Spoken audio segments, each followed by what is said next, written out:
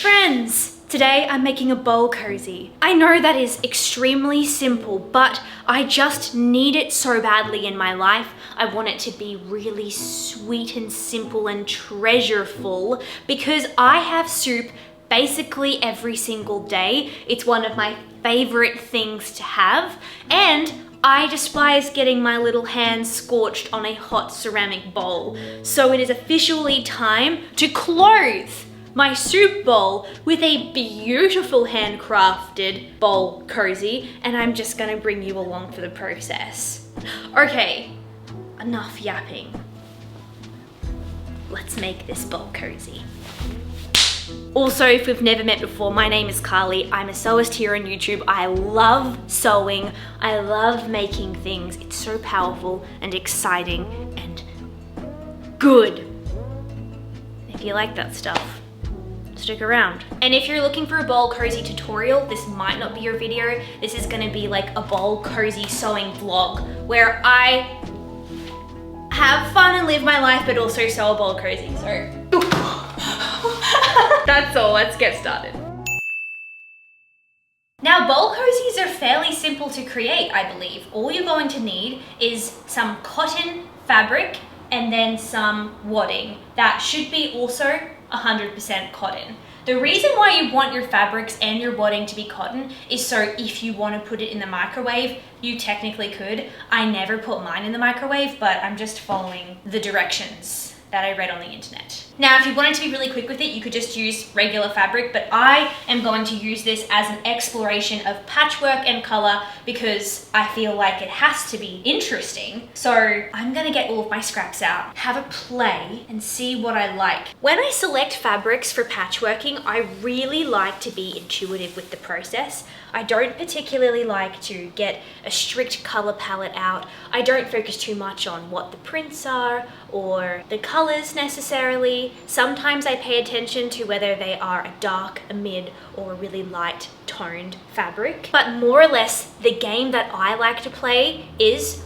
are these fabrics friends? Would you see them having dinner together? Do they sit at the same table? Are some of them fighting for the spotlight or the attention? Or are they just happy together? I know I've talked about this concept a lot on my channel, but I'm just really excited by picking out different fabrics, so I'll always be eager to talk about it. But I also just think it's a very liberating process to get to play with listening to your creative intuition on a really small and unimportant level. Like, nothing bad is going to happen if you make a bad call. It's just a bit of play. It's just a bit of discovery. And I think the more you practice, the more your creative voice gets louder and the more you can listen to it. These are all of my really small scraps that I couldn't bear to part with, but they're also just too small to do anything with. Like, look.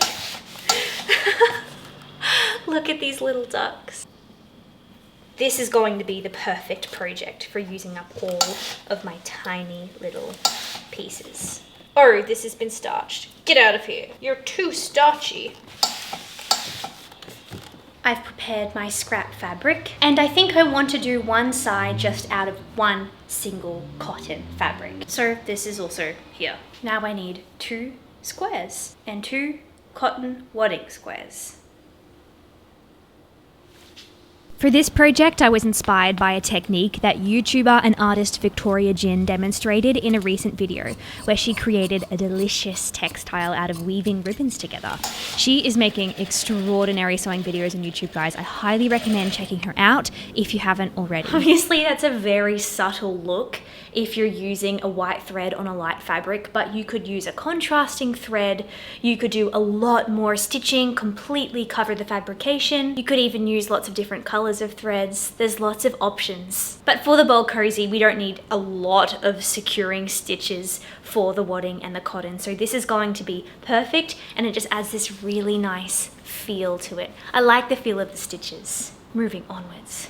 Also, isn't it just a delight to be able to add all of these little secret details? I think it's quite defiant to be making something that no one will really see, no one will really use except for me. And even that be made with craftsmanship and love and attention and detail. I think getting to sew with heart, regardless of whether it's a small or a big project, just adds this sparkle to your life. Whenever I get to use something that I created with intention, I just think that is special. That is lovely. I made that. It's not about other people seeing it. It's just about little reminders when you're going about your day that you can afford special things in your life, because if you can make things, you know, it's a little doorway into having magical items.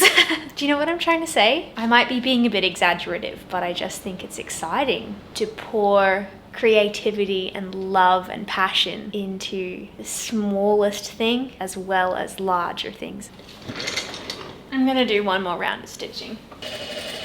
I'm thinking so many thoughts today. No, it's totally that sentiment of like, if you can be trusted with something small and do a high quality job, then potentially you can do more and more and more. And it's like, even though this is just a bowl cozy, it's lovely to use something that you've made and think, wow, I did a good job. I cared about that. I poured my heart into it. I can achieve more than this. I don't know. It's lovely to build your confidence as a maker and then be reminded of your success every time you use it. I'm gonna stop talking now. I'm just getting all in my feels about creativity and momentum, making stuff and feeling good. Okay. I'm gonna keep going. We don't need this excess anymore. It was just in case I needed it when I was stitching the cotton to the wadding. But I am good now. Oh, that is lovely. That is very, very cute. Now it is time to transform my beautiful quilted square into a cozy shape. In full disclosure, I did watch a tutorial to teach me how to do this, so if you would like to watch that tutorial, I will link it below. It's going to be faster and more to the point than this video, but yeah, if you like the bowl cozy vibes in this video, you're welcome to stay. Always very welcome to stay, because I posted this on the internet and it's free to everyone. Do I have a ruler in here that is inches? You are just centimeters, my guy. Are you? Yes. Ridiculous. What about in my compass set? I know this is incredibly nerdy, but I asked Elijah if I could have some rulers and stuff like that for my birthday, and he did, in fact, come through. Also, this is one of my new favorite tools. It is so cool. You can just measure it so that it's like, oh, I want my buttons to be 4 centimeters apart. So you measure it, and now you have this perfect example of the measurement you require. Ching. It should be 2 inches down, is what the video says. Good job. 1 inch across. Good job, good job. And then you connect on the diagonal. Ooh, it doesn't like this pen. I'll get another pen. And that's a sew line. Okay. Slay. My impression is that you just repeat that for all corners. So I'll do that now. 2, 1. Hey! Alright, well, I actually can see already that because my bowl is very skinny, when I place it in the middle, there's quite a bit of room here. Now, of course, I would add my other 2 darts and it would look something like this. But I just think perhaps I can bring them in a slight bit more, creating a little bit more depth and giving my bowl cozy a bit of a snugger feel around my particular bowl. Obviously, being that pedantic is unnecessary. It's just that I have 1 soup bowl, which I will always use, and I will have 1 bowl cozy, which I will always use. So I would like them to be made for each other. It should be pretty doable. In saying that, I have been using an oven mitt for the last weeks, and that has been fine too. So whatever we're getting, it's going to be an upgrade. I need them to be a little bit deeper, which means perhaps instead of 2 inches, I might try 2.5 inches. Just extending the dart. Now I will repeat side, and we will go the same. 2.5 inches down, 1 inch across, 1 inch across, 2.5 inches down.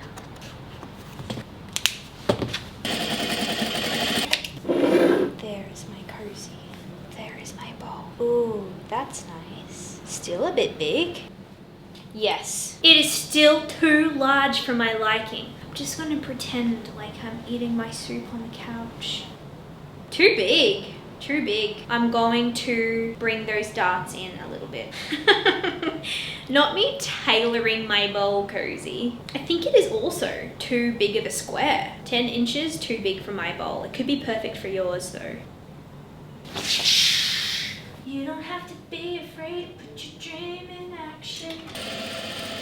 Turns out right. Now it's time to make my patchwork piece, which is going to go on the other side of my bowl cozy. And this is the side that I'm actually excited about. I think I want to do some hand stitching here. My favorite. Okay, come over. Missing just right now. And then this. There's anything more I can add over that one.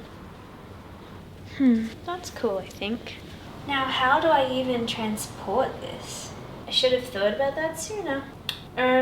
Feel like I need to base this together because there's not always a place in which it can be pinned together. Interesting. Yes, I think I will base these together by hand. Yes. If I had been smart, I would have draped this on a piece of fabric, and that way I could have sort of picked it up like it was a mat underneath a puzzle, and then I would have been able to stitch this all together on my machine. But I did not think like that. Oh, I'm being crazy today. But I did not think like that. I wasn't thinking, I was just playing. Ooh, I don't even know if this is possible. I think I might just have to redo this. And that is possible, I can do that. I'll take a photo and then I will not forget my work. Okay, and oh no, it does not want to be transported. This was a terrible idea. Oh no, I'm just gonna have to redo this. What? This is so sad, what the heck? That's all right, I was only playing anyway.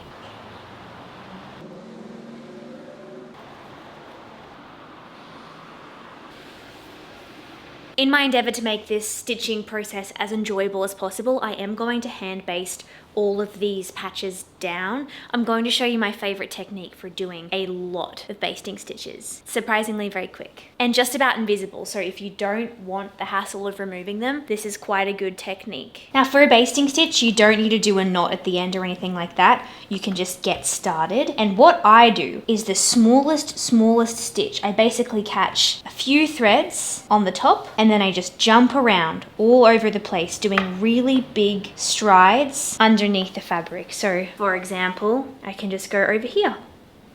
Bam.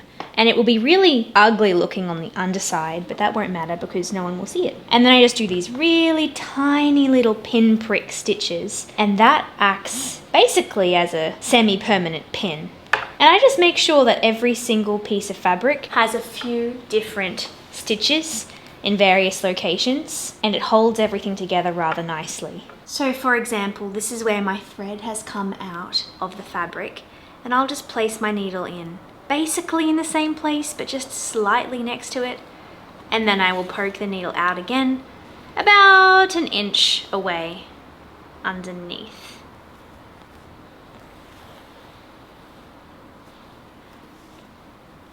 And you can see that stitch is slightly visible, but it isn't really a problem. Of course you could do the traditional basting stitch, which is going to have a nice wide stitch like that.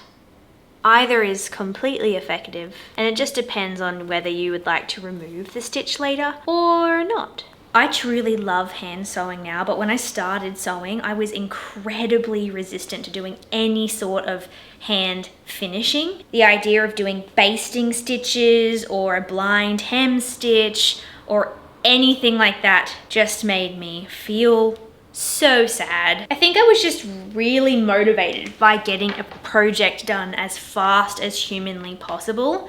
I didn't even really care if the project was a high quality. I just wanted it completed immediately. But these days I derive a lot of joy from stitching slowly and ensuring that the process is as enjoyable as possible, because the process of sewing is a whole thing, and then having the finished product is another thing. And I like to enjoy all of it now. I'm gonna put all of my basting stitches in, and then I'm going to start my frantic, colorful embroidery quilting stitches, which I haven't really decided what they're going to be. I think they're just gonna be whatever my heart desires. So That'll be fun. It just has to integrate all of the layers together. That's all it has to do from a function standpoint. And then I can just make them as wild and crazy and cute as I want to. Okay, basting time. Hi, it is a few days later. I've spent the last few days slow stitching all of my patches down and it's looking really nice. I just have a few more raw edges to encase with my tiny little whip stitch. The whip stitch just keeps everything from fraying back too far, and I also think it looks super cute. I thought I was going to use a thicker embroidery thread, but it ended up looking a little bit bulky just because there is so much going on with this weaved pattern. So I ended up just doubling up my regular sewing thread, which means I have the thread going through the needle twice. And I feel like that is just what I wanted. It's a little detail for those that look close enough to see. I think I'm going to leave all of my basting stitches in because I actually think it's quite endearing.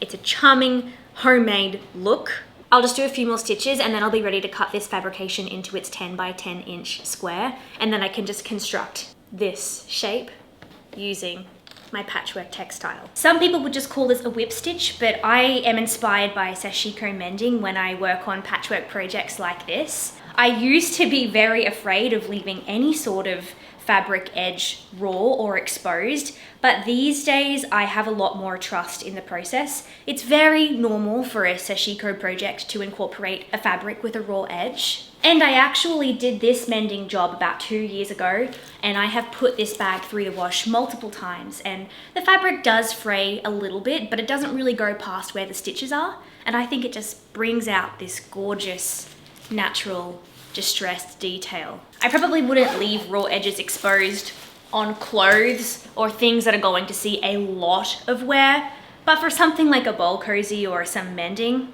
I think totally fine. That's just to ease your mind if you're freaking out like I once was when I began this style of patchworking or mending or slow stitching, whatever you like to call it. It's okay. You can have a raw edge. You can have a little whip stitch border. It's all good. All right, I'm gonna finish stitching and then let's sew up this bowl cozy. I think because I'm going to cut this fabrication down to size, I might just do a running stitch all along the outside edge just to make sure that nothing starts like flapping in the wind, and that will just keep all of my fabrics nice and secure after I trim it down to the 10 by 10 inch square. And that's slay.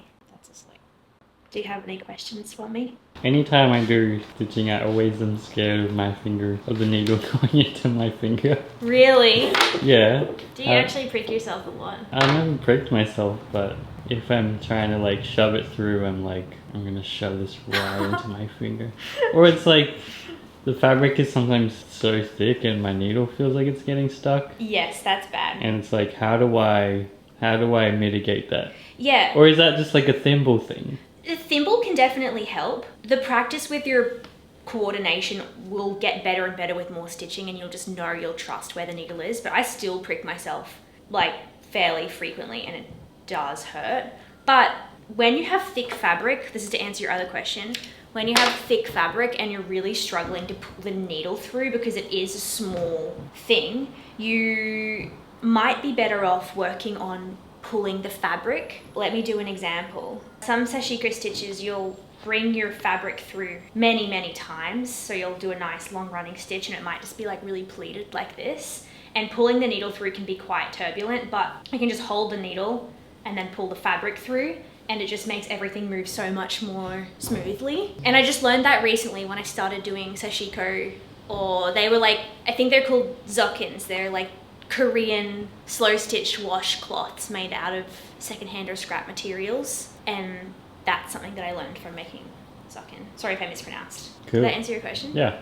And on the back of my embroidery on the wrong side, it's like abysmal and crazy, and there's threads everywhere. And how do I mitigate that? Elijah did this embroidery, this sweatshirt, and it's beautiful, but the underside of it is crazy. And I don't know, to make the backstage of your embroidery better or cleaner, I think you just have to focus on like thread efficiency. So like even if you have yellow, it doesn't really matter. Like if people can't see the wrong edge, it doesn't really matter if it looks ugly. But if you cared, if you had yellow over here and then you wanted to use yellow here, you would do your yellow, you would trim the thread, and then you would bring that yellow fresh thread down here, and I think that would help save thread and also keep keep it so that there aren't too many just crossing loose threads just all zigzagging everywhere. It doesn't really matter though. Can you feel it on your chest? I mean, it just feels like the embroidery. Oh, good. So no, but there are a few bumps. But it's fine. It's fine, did a great job. That's where it was, 10. All right, should work. I'm just trying to make sure that this square is actually right because I've got excess here of fabric, so I'm going to trim it down to the perfect fabric piece. Just need to make sure. So now I'm gonna cut it. Whoa, I have no idea if I added seam allowance. Screw it. I don't think I did.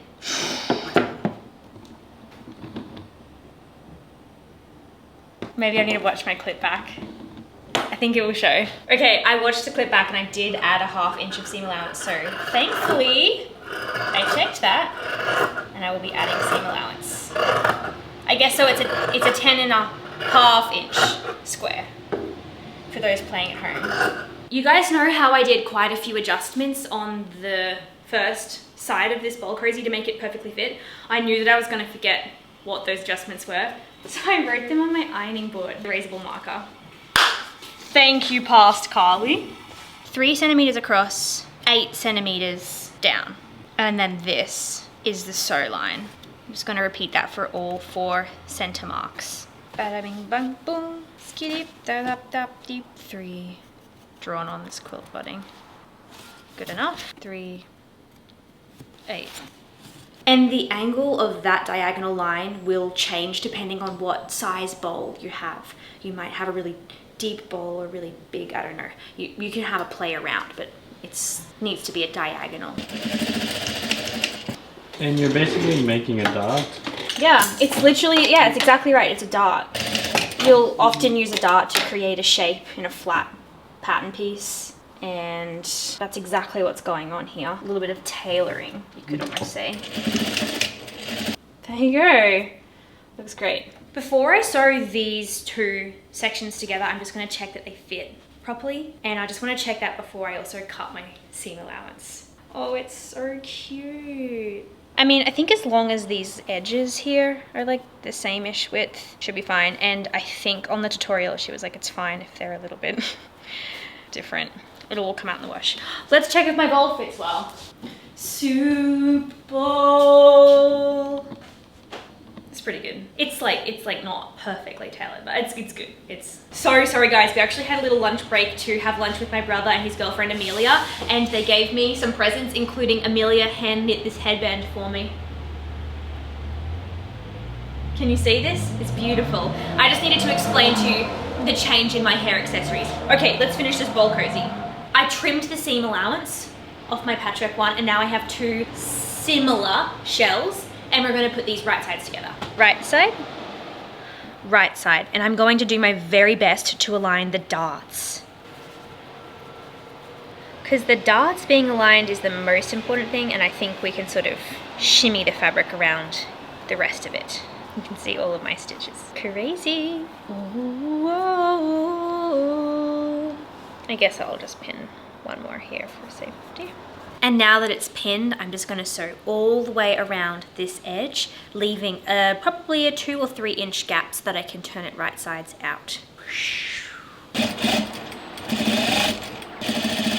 We get lots of ring shots. Whenever I do sewing and there's unnecessary bulk in the seams, I'll always try and trim some of that seam allowance off and just make there be less fabric, especially in this middle section where there are these darts. It's just really no need for it. That's the gap I left. It's also going to make it easier to flip this right sides out if there's less bulk in the seam allowances. It's just going to look cleaner and neater. So yeah, flipping stuff right sides out sometimes a little bit challenging, and if you apply too much pressure or force, you can actually create a hole in your seam. So you just sort of have to do your best. I had to create a larger hole because this is quite a bulky thing to flip right sides out. It's also important that the tool that you use to get all of your points out isn't too sharp, because so many times I've used a slightly too sharp tool and again poked a hole, which is really, really sad. Looks pretty good. I think I'm just going to give it a little press.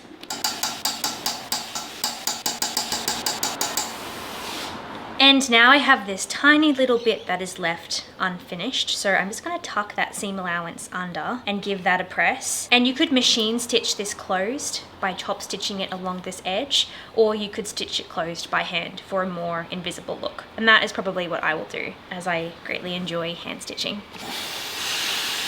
Looks great. I also find that if I hand stitch things like this closed, I can really make sure that I'm manipulating the fabric and making sure that everything is tucked in nicely and even and aligned.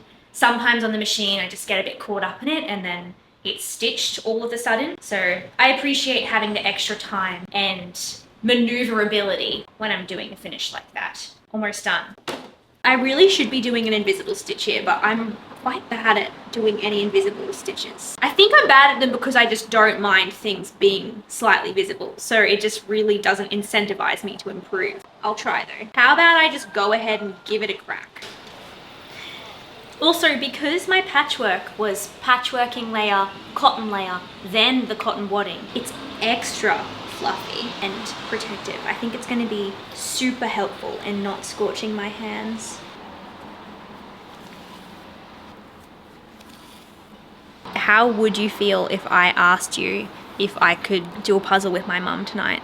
That's fine. Would it? Yeah. Actually be fine? Alright, that's like my invisible-ish stitch. Whatever, it's fine. I prefer to see my stitches. I work so hard at them. Let me do the finishing detail. I'm going to do a blanket stitch to kind of secure the top section of the bowl cozy. It's kind of going to be my decorative top stitching.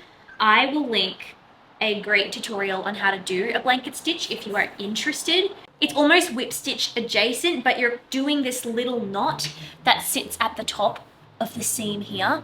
And what it does is it creates a stitch. This is very messy here because I was remembering how to do it, but you get this sort of nice parallel vertical line, and then at the top you get this like little knot. So it's a very secure stitch. I also use this stitch to do my buttonholes. That's all you really need to know. And I'm just going to do this all the way around the perimeter of the bowl cozy, mainly for vibes. Way to make such a simple project into, well, just a very overcomplicated one, but it's delightful, so it's fine. If you wanted to whip some of these out though for your friends and your family, I think you could make a bowl cozy definitely in under an hour. So do not feel discouraged. If you just have some scrap fabric lying around, give it a go. It comes together really fast if you're not doing all of these little extra fanciful details. Also, for those interested, I'm using a thin crochet cotton as my embroidery floss, quote unquote embroidery floss. I really like it because it's nice and strong, and I don't have to separate any threads, which is my least favorite part of embroidery floss. Goodness, I literally just... But I think it's more impactful now that it's just the detail that borders. The bowl cozy is finished and it is so delightful. It has this blanket stitch all the way around the edges, keeping everything nice and together, I suppose. If you didn't want a hand stitch, a machine stitch around the edge would be perfect as well, but it is kind of cute doing a little hand detail, especially considering the inside or the outside, just this side is extremely hand stitched, so it's very on theme. And let's see what the bowl looks like inside. Ah, so cute. The fit is really good. I'm glad that I tailored it to fit my specific bowl because it is just so nice and snug. I really like it this side because this fabric sort of matches the colors on the inside of the bowl, which is like purple and aqua or this light blue and then the swirl of charcoal. But if you do the patchwork side on the inside, that's also really fun and cute. This is a really simple project. It comes together so fast, and yet I needed it so badly that I feel incredibly accomplished and satisfied now that it's complete. I think I was just procrastinating it because it's so insignificant. It's just a bowl cozy. It's just a little square with 4 darts in it. And I always feel inclined to chase a bigger and more exciting project, but sometimes it is really good to just sit down and make the things that you need, or to mend, or basically just tick off those chores. Let me know if you make your own bowl cozy, and please let me know if you decide to take a very whimsical approach like I did, because I think this is very fun and I'm going to enjoy using it, which is a really good thing. One of my favorite things about sewing is getting to add value to everyday items It could be something so simple like a hat, but you can add details that make you smile and feel more joyous when you get to engage with that thing. It's just endlessly fun getting to customize your life. Oh, what if it was I would like to make a little sailor's hat soon. That would be fun. If you also have a project like this in your brain that you need to do, but for some reason just don't want to begin, let this video be a little sign. You can do it. If you can just get yourself to start on the project, you might find yourself just chipping away at it and you will feel so good when it's done. So if you have something like that sitting around, I'm cheering for you. Conquer it. Create your little thing that you need / want. If you made it this far in the video, thank you so much for hanging out with me, and I would love to hear about what you guys are up to. Do you have any exciting things coming up in your life? Do we have any great projects in the works? Cool materials you're working with? Research assignments? I would love to hear about what you're up to, what you're making, how creativity is working in your life. Give me all of the goss because I read all of the comments and I really enjoy it. Thank you so much for being here. I will see you guys all in the next video. I've got a really exciting project coming up next, so stay tuned for that, and I'm sending so much love. Have a great day. Have a great week. See you in the next one. Bye.